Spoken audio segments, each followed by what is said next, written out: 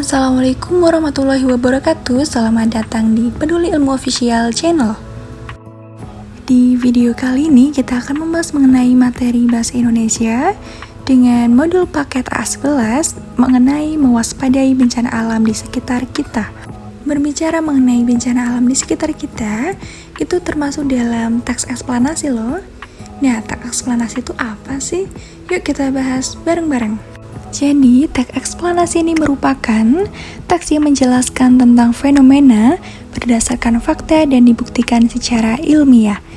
Nah, teks eksplanasi ini berbicara mengenai sebab dan akibat dari suatu peristiwa atau mengapa dan bagaimana suatu peristiwa itu bisa terjadi.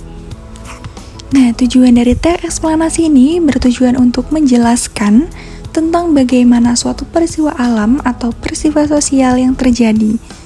Nah, Anda juga akan dapat mengungkapkan peristiwa yang terjadi di sekitar tentang mengapa dan bagaimana atau sebab dan akibat dari suatu peristiwa alam sesuai dengan unsur dan ciri bahasa teks eksplanasi. Adapun ciri-ciri dari teks eksplanasi, ini ada beberapa hal. Yang pertama, informasi yang dimuat itu berdasarkan fakta atau faktual. Kemudian hal yang dibahas ini berhubungan dengan suatu fenomena yang bersifat keilmuan atau yang biasa disebut dengan ilmiah. Begitu. Kemudian yang ketiga itu menjelaskan proses terjadinya fenomena alam. Jadi prosesnya itu dijelaskan secara runtut dan disertai dengan sebab akibat dari peristiwa itu bisa terjadi. Begitu.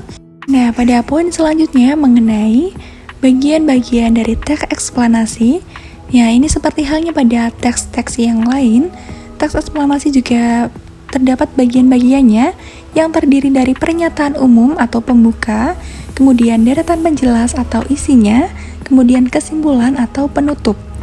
Nah, kesimpulan dalam penutup ini boleh ada atau boleh juga tidak ada. Nah, agar lebih jelasnya, sekarang mari kita identifikasi secara rinci bagian-bagian penjelasan atau eksplanasi mengenai terjadinya banjir yang berisi informasi urutan kejadian atau sebab akibat. Pada peristiwa bencana banjir, ini pernyataan umumnya atau pembuka merupakan bagian awal, di mana bagian awal ini berisi mengenai pengertian secara umumnya terlebih dahulu, kemudian disusul dengan deretan penjelas atau isi yang berisi mengenai sebab dan akibatnya. Nah, di sini juga sudah tercantum sebab terjadinya banjir serta akibat dari adanya banjir tersebut. Kemudian, bagian yang terakhir yaitu kesimpulan atau dampaknya. Jadi, di kesimpulan ini biasanya bagian paling akhir, begitu ya.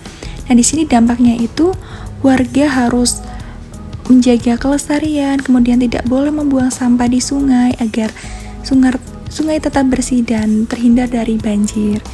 Begitu. Jadi gampang ya diingatnya bahwa pernyataan umum itu merupakan bagian pembukanya, di mana ia itu masih membahas secara umum mengenai suatu peristiwa. Misalnya kalau di sini banjir, berarti pengertian secara umum mengenai banjir tersebut. Jika misalnya tanah longsor, itu berarti pengertian tanah longsor tersebut dan lain sebagainya. Kemudian, deretan penjelas itu mengenai sebab dan akibatnya. Dicatat ya, bahwa deretan penjelas itu tentang sebab terjadinya sesuatu dan akibat terjadinya sesuatu. Kemudian kesimpulannya itu, kesimpulan dan dampak yang terjadi pada peristiwa tersebut. Oke, kita lanjut pada bahasan selanjutnya. Poin bahasan selanjutnya mengenai menemukan istilah dalam teks eksplanasi. Nah, istilah ini merupakan kata atau gabungan kata yang mengungkapkan makna konsep, proses, keadaan, atau sifat yang khas di bidang tertentu. Nah, teks eksplanasi ini biasanya berisi istilah dalam bidang ilmu tertentu seperti sains atau IPA, kemudian IPS, ekonomi, transportasi, kelautan, dan lain sebagainya. Jadi di situ ada istilah-istilahnya begitu ya. Kemudian, oleh karenanya banyak istilah keilmuan yang sering ditemui dalam teks penjelasan atau eksplanasi. Nah, pada teks terjadinya gempa bumi yang terdapat dalam modul A11, itu juga ditemukan istilah-istilah. Nah, istilah ini merupakan istilah ilmiahnya ya tentunya. Nah, di sini istilah tersebut diantaranya gempa tektonik, gempa vulkanik, lempeng tektonik, dan magma. Nah, dalam istilah tersebut setiap istilahnya terdapat arti masing-masing. Contohnya, pada gempa tektonik ini berarti gempa yang disebabkan oleh pergeseran tanah, sedangkan gempa vulkanik ini merupakan gempa yang disebabkan oleh gunung berapi. Nah, seperti itu. Kemudian, setelah kita sudah mempelajari mengenai pengertian dari teks eksplanasi, kemudian tujuan-tujuannya, lalu ciri-ciri dari teks eksplanasi, di mana ia memuat sebab akibat dan mengenai fakta atau faktual. Kemudian kita juga sudah membahas mengenai bagian-bagian dari teks eksplanasi yang berisi dari pernyataan umum, kemudian deretan penjelas dan kesimpulan. Kita juga sudah memahami bagian-bagian tersebut dengan melihat contohnya, yang mana tadi contohnya itu sudah dibahas mengenai bencana banjir.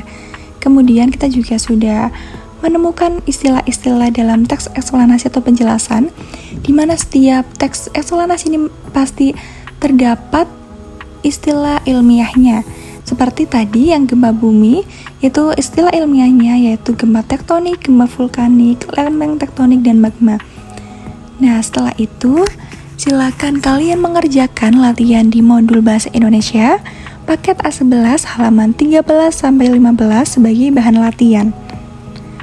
Oke, cukup sekian materi dari saya.